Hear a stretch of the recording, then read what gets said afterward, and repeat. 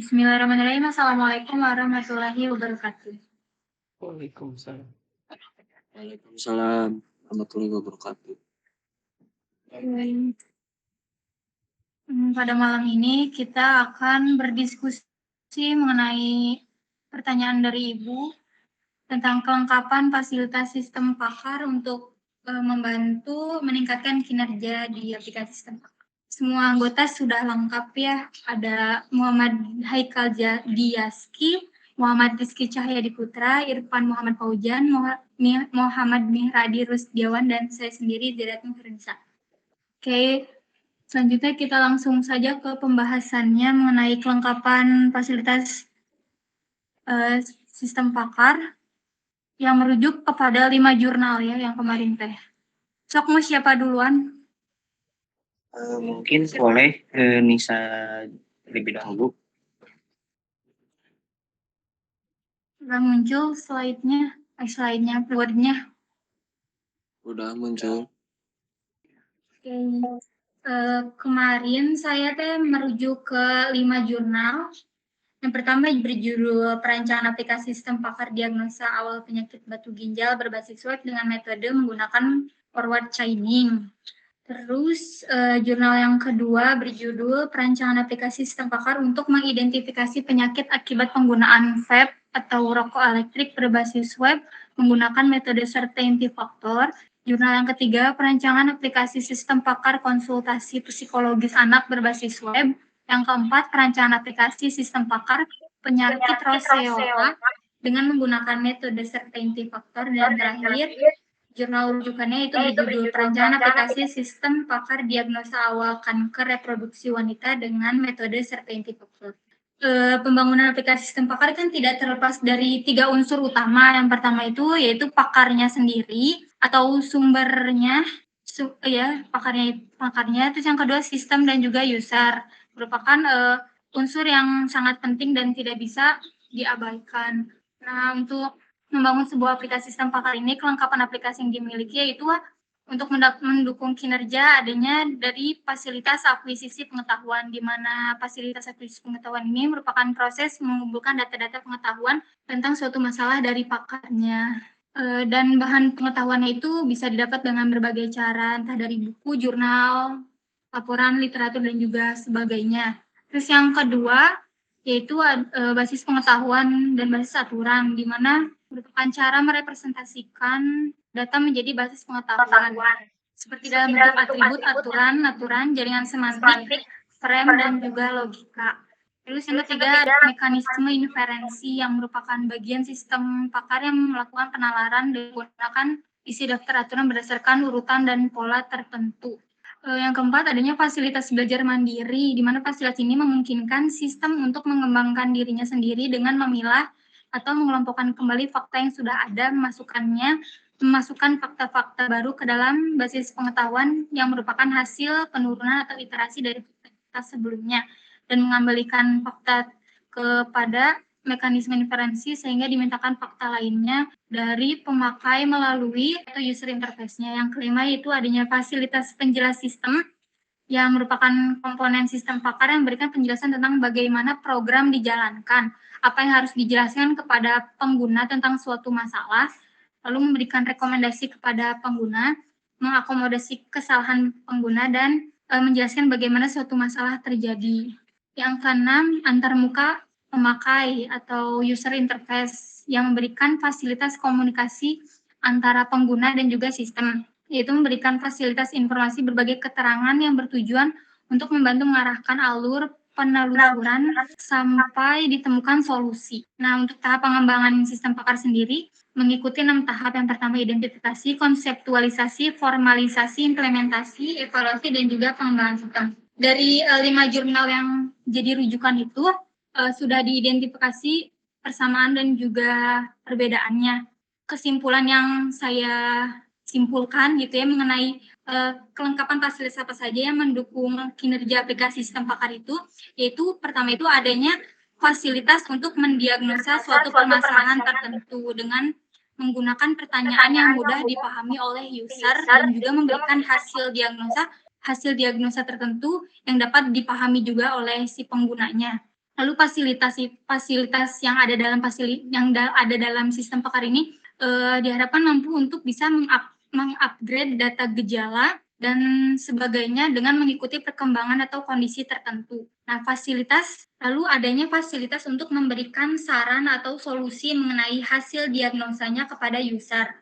Lalu untuk perancangan interface-nya dibuat user friendly atau mudah digunakan oleh penggunanya atau oleh usernya.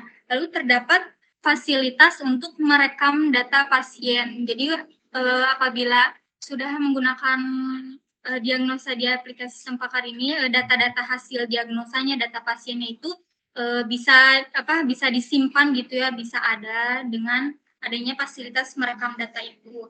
Dan juga ya tadi rekaman data hasil diagnosanya serta menggunakan fasilitas nilai akurasi untuk mengetahui seberapa tepat hasil diagnosa yang diberikan.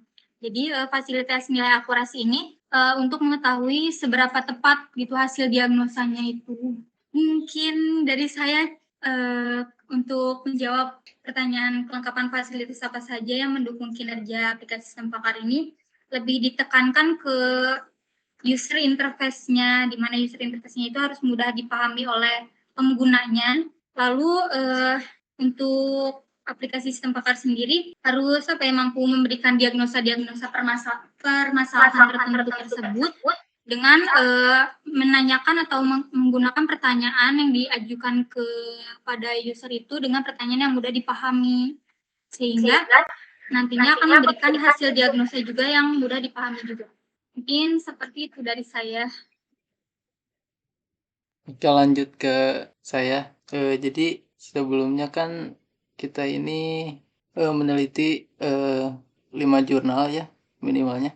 Di sini saya dapat jurnal sistem pakar itu antara lain diagnosa penyakit kehamilan, lalu ada diagnosa kerusakan TV, lalu ada diagnosa kerusakan komputer, sama diagnosa penyakit paru-paru, dan terakhir itu diagnosa penyakit diabetes.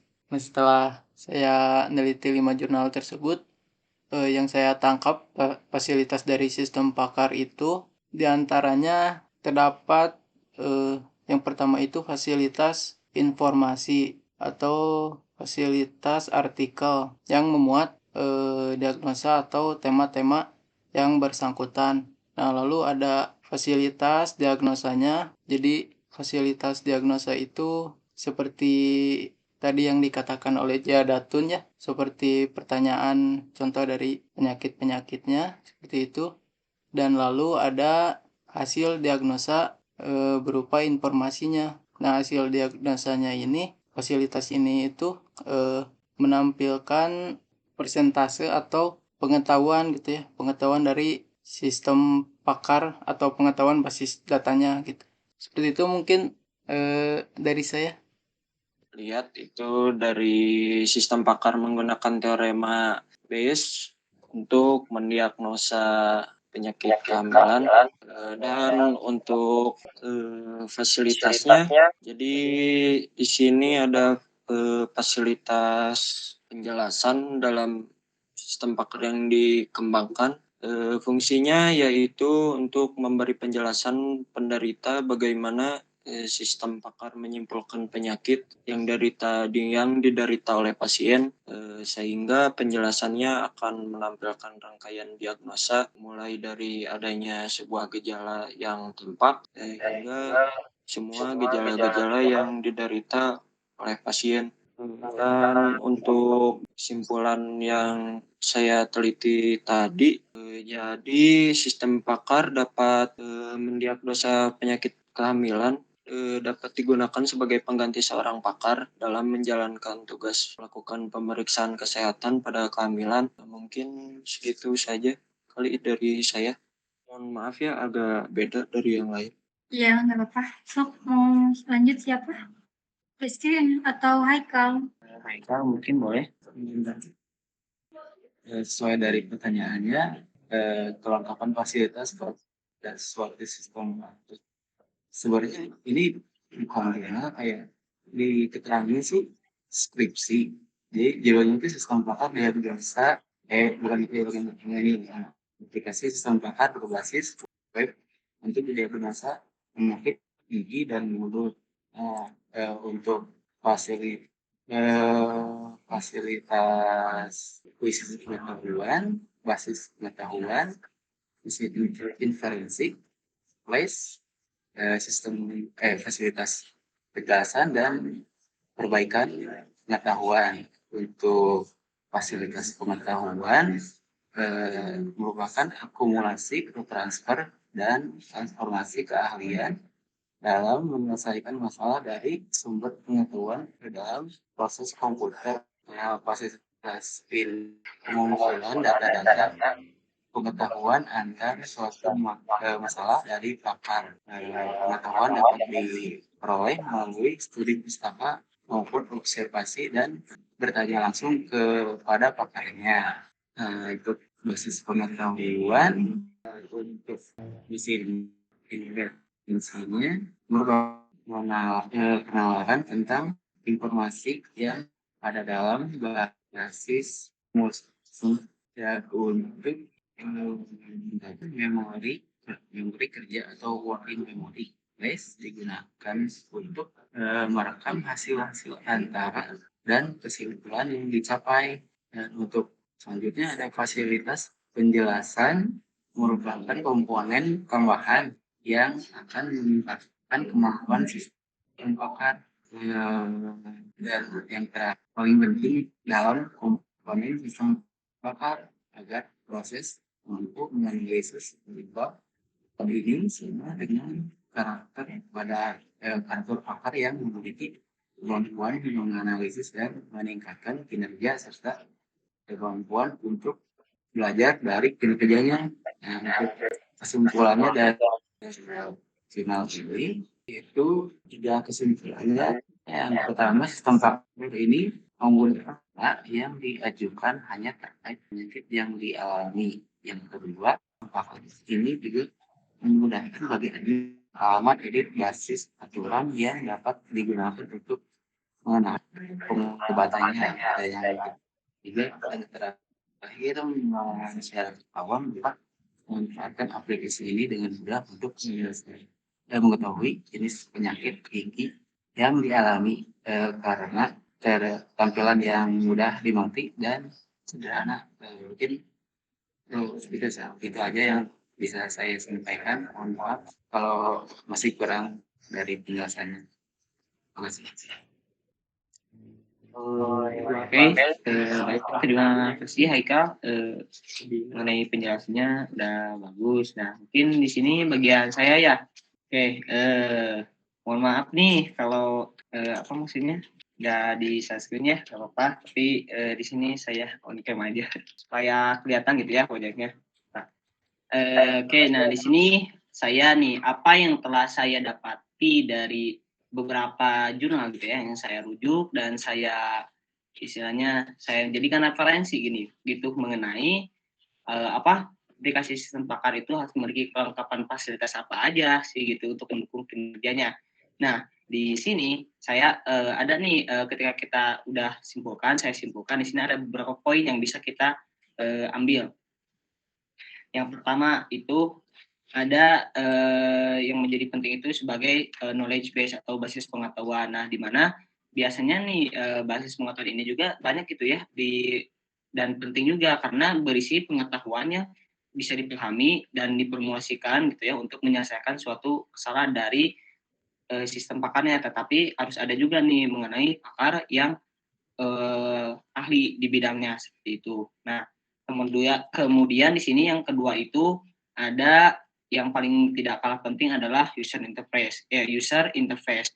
Karena user interface ini adalah salah satu bagaimana kita mengkomunikasikan bersama sistem dengan pengguna gitu. Jadi ketika ketika kita dihadapkan dengan user interface yang bagus dan juga nyaman, maka user atau sebagai human expert itu akan terasa nyaman dan bisa dikatakan sebagai nyaman ketika melakukan sebuah konsultasi terhadap sistem pakar itu sendiri untuk mendiagnosa apa yang menjadi permasalahan dari human yang atau si usernya tersebut kayak gitu.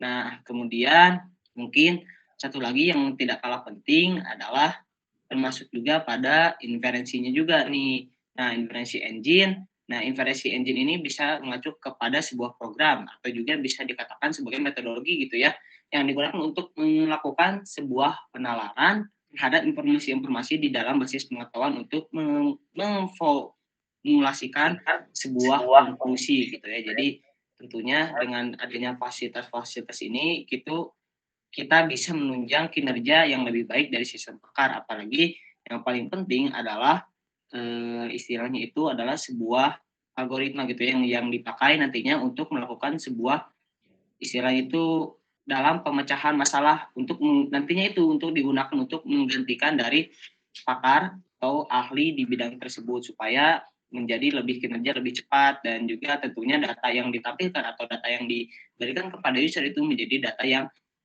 nyata dan juga bisa ditanggungjawabkan gitu mengenai datanya. Dan hal ini perlu adanya beberapa hal yang tadi telah disebutkan untuk menunjang kenyamanan dan ketepatan dalam memberikan sebuah informasi kepada pengguna. Nah, itu yang saya pahami dan saya ambil poin mengenai dari beberapa referensi jurnal yang saya ambil. Nah, mungkin seperti itu.